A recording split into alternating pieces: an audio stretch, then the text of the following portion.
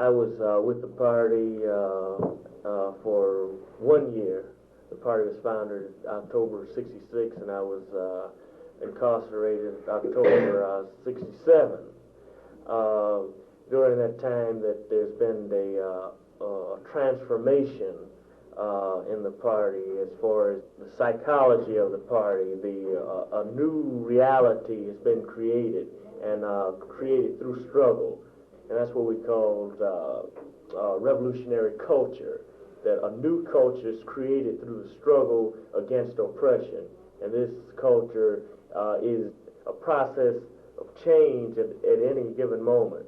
And this is the only culture we say is worth holding on to, because it exemplifies life. It's dynamic.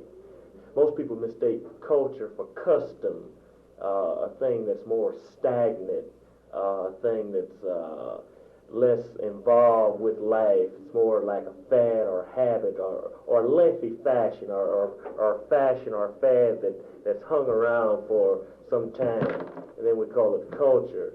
But when the revolutionary speaks of culture, we speak of a process of change where we adapt our behavior to the necessary situation in which to survive, and not only survive, but to survive with freedom.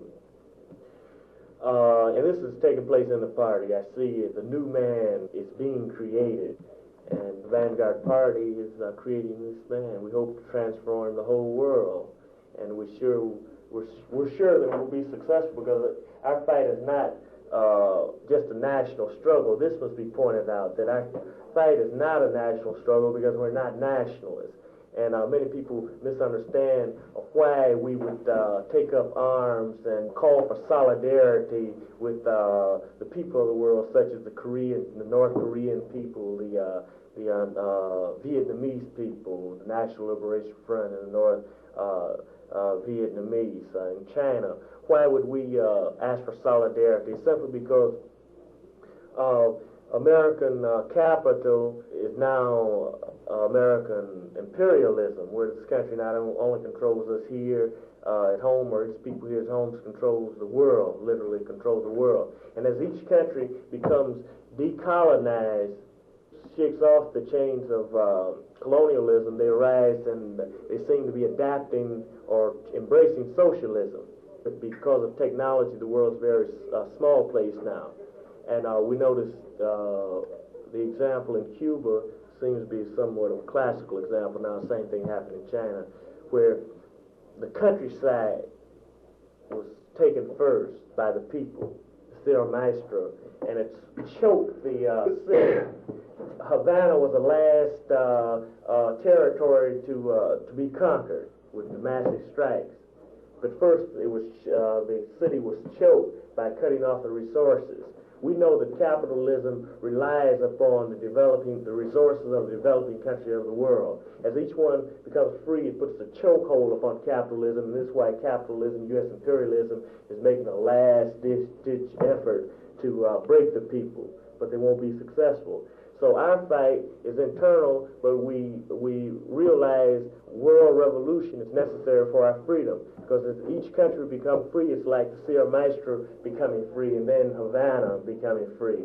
As the people of the world become free and put a chokehold upon America, which is the urban area of the world.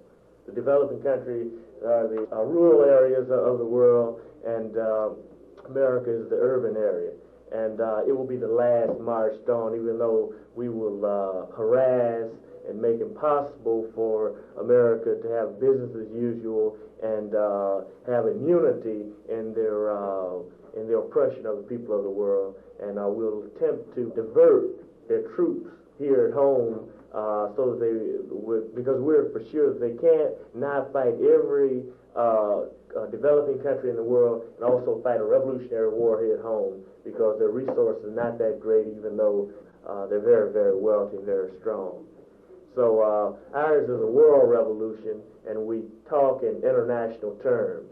And we realize that solidarity is so important, and that we will not become free until the people of the world are free.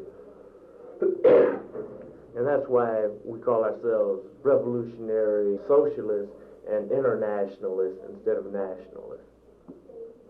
That doesn't mean that we want to have a Chinese type of socialism or a Russian type of socialism, but we want to live with the people of the world and share with the people of the world. But we realize that we have to adapt Marx-Leninism to our particular situation here in America.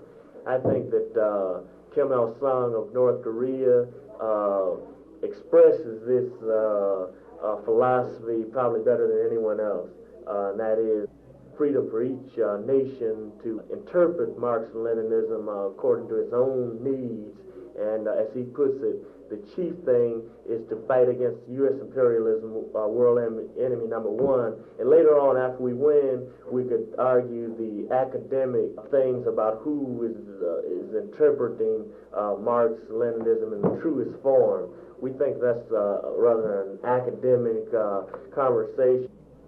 Later on, it will be relevant, but first we have to get the boot off our neck, and we can only do that through solidarity with all the various interpretations. That's the Russian interpretation, Chinese interpretation, the Korean interpretation, and the Cuban interpretation. We struggle and support all of those countries, and we want solidarity with them.